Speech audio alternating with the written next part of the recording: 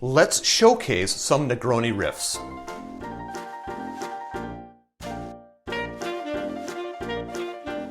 Hi, I'm Jared. Welcome to Kill-Divill, where we focus on rum and cocktails. Today we're going to showcase some Negroni Riffs from the Negroni Riff Challenge issued by Michael at Mike's Hard Reviews.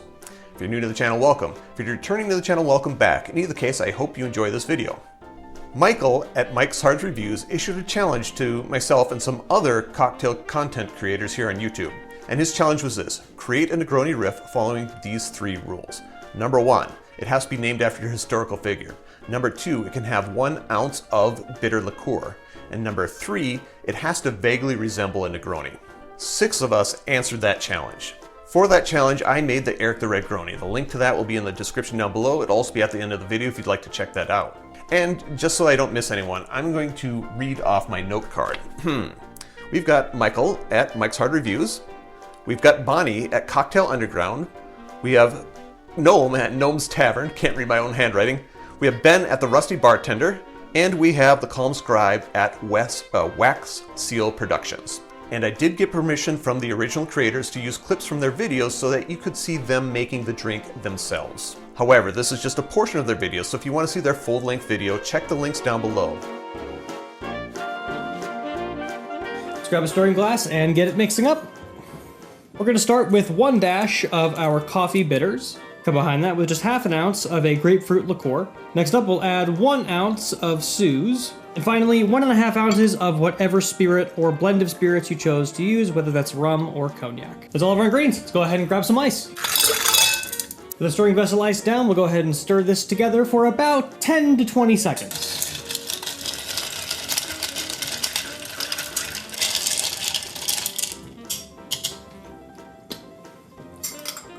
For serving, I'm going to grab a single rocks glass out of my freezer. To that, I'm going to add some large format ice. Once that's in there, we're going to go ahead and double strain, or single strain in this case, our cocktail over top.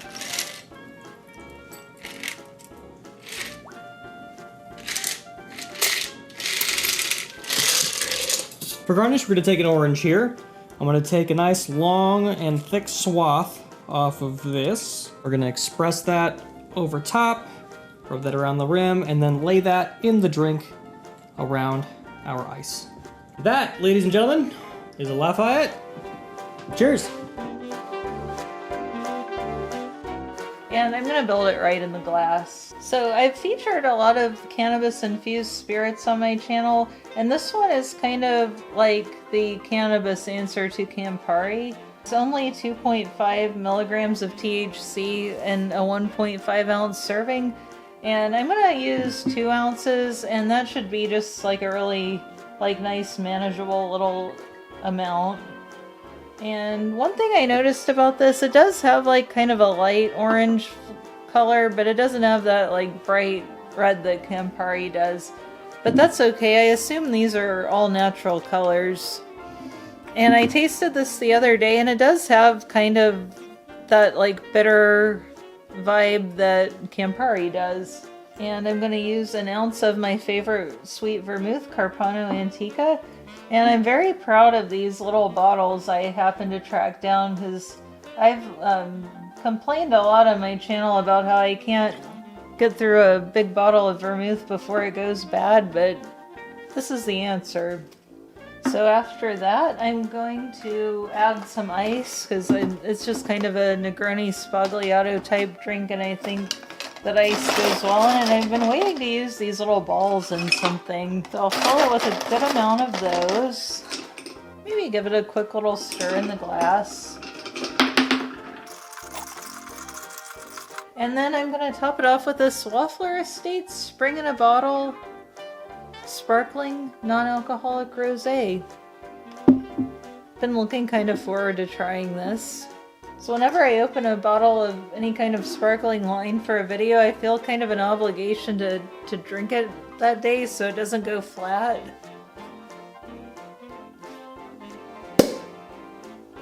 But this, you can drink the whole thing and be fine the next day, so I hope it's good.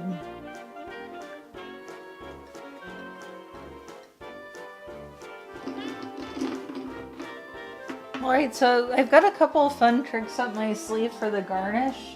First of all, I'm just going to go with the obvious one, a little bit of this orange peel, kind of going with the Negroni theme. I have this new multi-tool from Rabbit, and it includes a channel knife, which is just a knife you can run around a piece of citrus to make like a really thin piece, and it makes kind of a cool twist that you can put on something as like a spiral. So I'll just kind of twist this around my bar spoon to give it a nice little curl. And I also spent some time laser engraving a special garnish that's a little wooden hatchet that says Death to Rum, because I think one of Carrie's hatchets actually said that on it.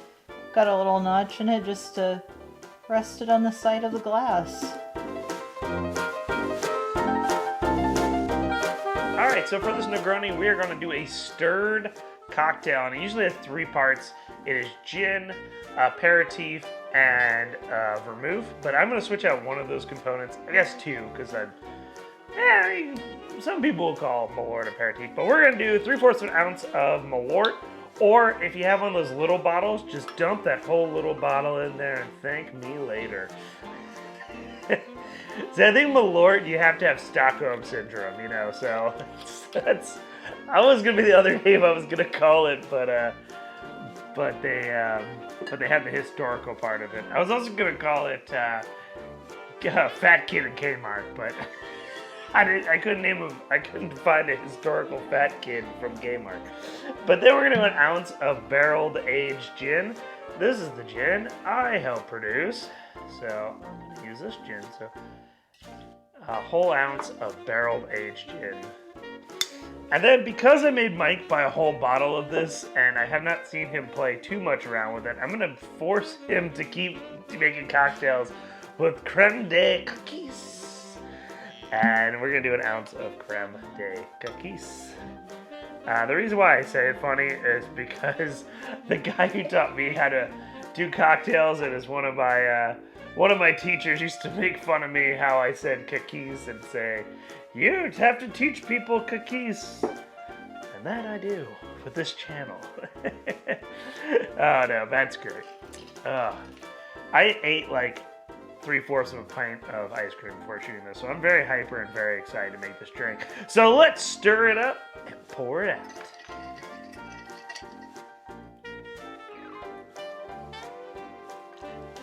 Bam. All right, see, that's why I kind of named it after a serial killer, because it's like a blood red. And now we're gonna peel. This is a cool little trick I learned from at work. Cheese peelers are the best peelers for cocktails. They make a perfect square. They're a little bit safer when you have to peel like 30 of them.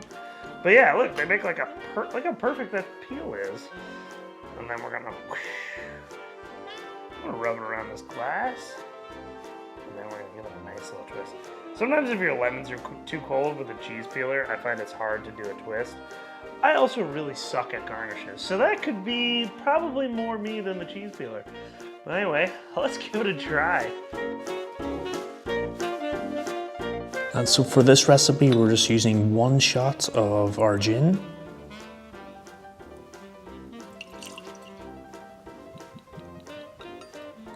One ounce of our sweet vermouth, and 1 ounce of our Amaro.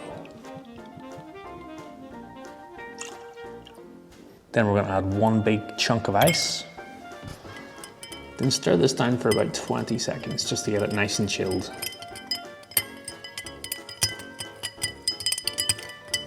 And to this we're going to add a lemon twist. And the lemon was actually sourced in Glenrowan, which is the site of Ned Kelly's last stand.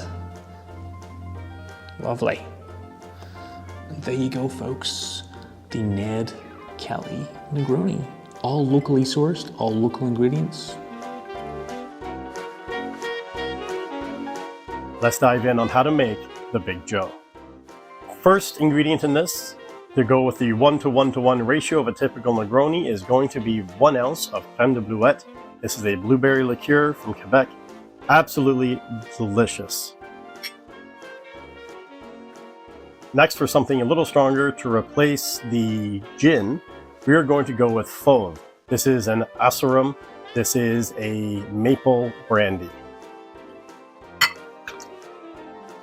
And the final ingredient, and probably the most difficult to source, is Amarable. This is a maple Amaro made in Quebec, and it is absolutely phenomenal. And of course, we still want a little bit of citrus to pop the flavors, so we're going to do a couple dashes of your favorite orange bitters. Then we're going to give this a quick stir.